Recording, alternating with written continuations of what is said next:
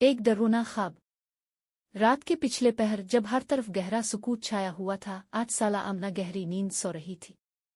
اچانک اسے محسوس ہوا جیسے کوئی اس کے کمرے میں موجود ہے۔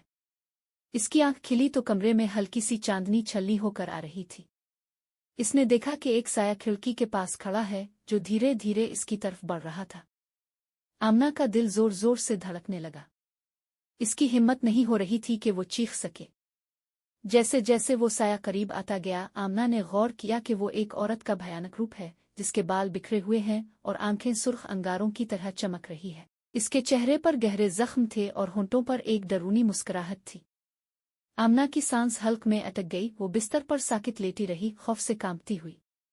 بھوت اس کے بستر کے قریب آیا اور اس کی طرف جھکا۔ ایک سخت سانس آمنہ کے چہرے سے ٹکرائی اور اس نے محسوس کیا جیسے کسی یخ بستہ ہاتھ نے اس کے پاؤں کو چھوا ہو۔ تم اکیلی نہیں ہو۔ ایک خوفناک سرگوشی آمنہ کے کانوں میں گونجی۔ آمنہ کی آنکھیں پھٹی کی پھٹی رہ گئیں، اس نے ڈر کے مارے اپنی آنکھیں بند کر لے۔ جب اس نے دوبارہ آنکھیں کھولیں تو وہ سایہ غائب ہو چکا تھا، لیکن کمرے میں ابھی بھی ایک عجیب سی بدبو پھیلی ہوئی تھی جیسے پرانے گلے سڑے پھولوں کی۔ آمنہ نے چیخ ماری اور اس کی ماں بھاگی ہوئی کمرے میں آئی۔ آمنہ نے روتے ہوئے سارا ماجرا سنایا، لیکن ماں نے اسے خواب سمجھ کر تسلی دی۔ مگر آمنہ جانتی تھی کہ وہ صرف ایک خواب نہیں تھا۔ اس رات کے بعد آمنہ کو کبھی اکیلے نیند نہیں آئی۔ ہر رات وہ اسی ڈرونی مسکراہٹ اور سرخ آنکھوں والے بھوت کو اپنے کمرے میں محسوس کرتی تھی۔